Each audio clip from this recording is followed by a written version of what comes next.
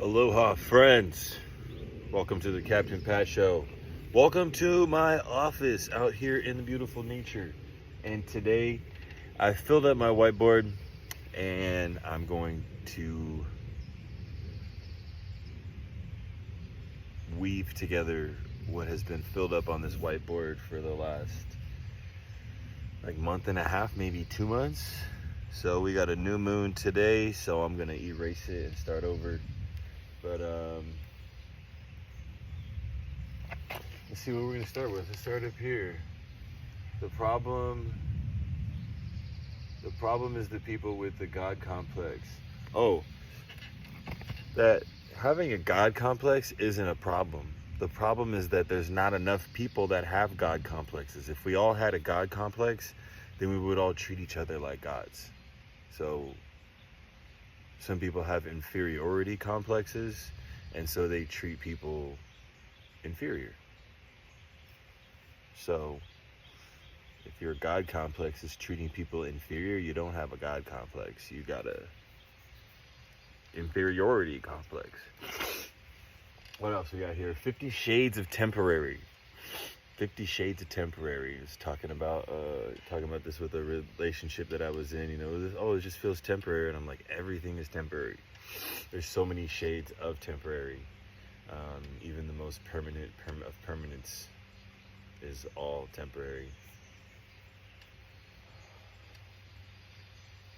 Unless, at least.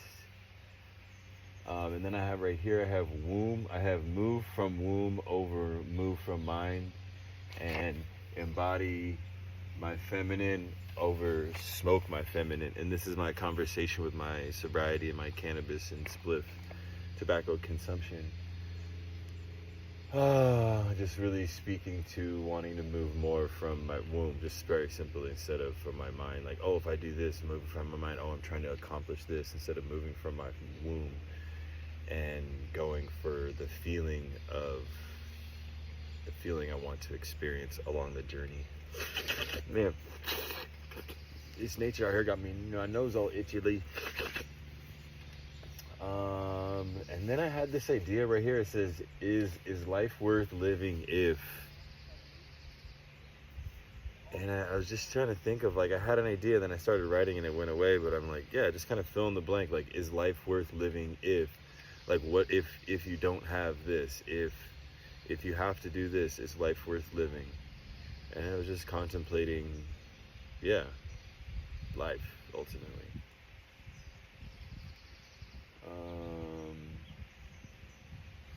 I don't know, I got Gusher, Uni Gusher equals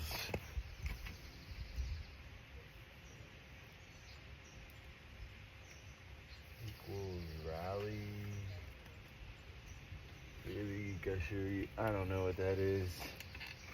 Sex shit, Esther Perel's apparently got some great research and writings around sex stuff. Notch on a belt. I never really understood another notch on your belt. I don't know, I was just thinking about that concept. Notch on your belt. Notch on a belt. And then I had this idea with Chloe to create a land check steward pass, kind of like a handicap placard, but basically indigenous folks can just put this placard up where they go to state parks or beaches or anywhere, really. It's just like a certain list registration that people get to sign up for based off of their heritage and the work that they're doing on the lands through prayer and offerings. And and then this one right here, the Kobe Bitch Kitsch. Trying to make some kitchery, seasonal kitchery, that I collaborate with somebody else who's already making kitchery, and we just held it like the kit, like a little kitchery kit, the bitch and kitsch kit. Also had an intention here, a prayer of full-time friendship by fall or sooner. Full-time friendship. I'm kind of enamored with my hair. It all kind of stops like right there, and then it goes this one's a little bit longer. It's a little bit shorter. Just like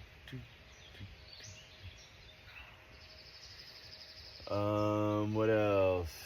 Talk good, wake good, dance good. That was just different concepts for collaborating with Walk Good. Af-focused. I'm af-focused. I'm not racist. I'm af-focused. Pop the hood. Pop the hood on a motherfucker. There's this saying like in the like hip hop industry, like gangster whatever world. Like popping the hood on somebody, where you're like you going to get you a gun, going to get you a weapon, go get some heat, go get some clap clap, and that I guess the hood, the pop the trunk on the motherfucker, that represents like the ego, like oh don't make me go get my heat, and then the opposite would be pop the hood. If you want to pop the hood, it's like, yo, what's going to keep you chill and allow you to open up and show like what's really going on in your inner workings, not go to this empty space that's full of weaponry.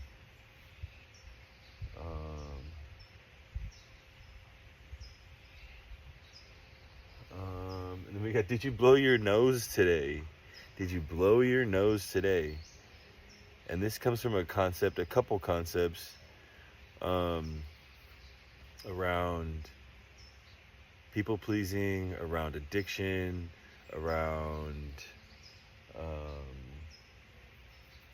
setting boundaries, and ultimately, like, yeah, have you blown your nose today? Have you said no so many times that you're just tired of saying no and now you're just saying yes? Or like, did you actually blow your nose? Did you clear your nasal passages to allow more oxygen and to get rid of that, yesterday overnight gunk? And it's like, yo, check in with yourself. Did you blow your nose today?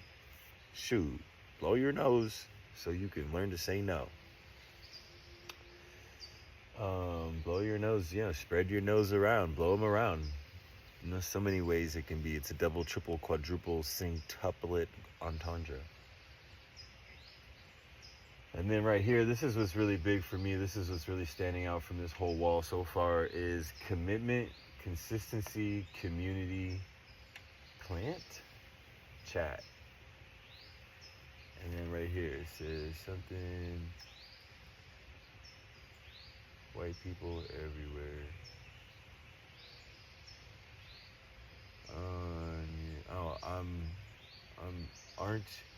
Aren't you tired of white people everywhere? Aren't you tired of white people everywhere? Like,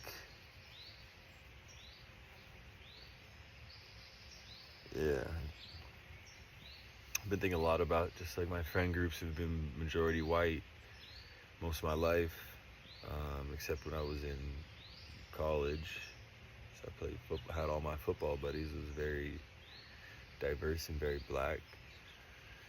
And then after college, and then, yeah, just, there's just some spaces that I've got friends that are doing awesome events, and I'm just like, I'm just tired of being the only brown person or black person. And there's just something inside of me now that is just calling me to not be that token. I'm not that token, so I'm not gonna be. I have been that token, and I'm tired of being the token. And yeah, that's just where I'm at. So I feel like I've been doing this shedding of friends, which has been really hard. And I feel like, yeah, it's just been really challenging to see how, like, when I'm not as desperate for a place to be, for a comfortable home to be in, then I feel like I end up seeing people less. Like, if I'm not desperate, or if, I'm like, I don't know. So just evaluating, like, who shows up, how they show up, when they show up, and go from there. And nothing but that. So, yeah. And really just coming back to committing to my practice, committing and being consistent with my practice. I've been having sobriety conversations, which I was talking about up top. And, yeah, it's been challenging. It's been really challenging. And that's because I'm changing from a place of, like, I've got to do this. And now I'm, like, shifting into, like, I get to do this. I get to do this. I'm excited to do this.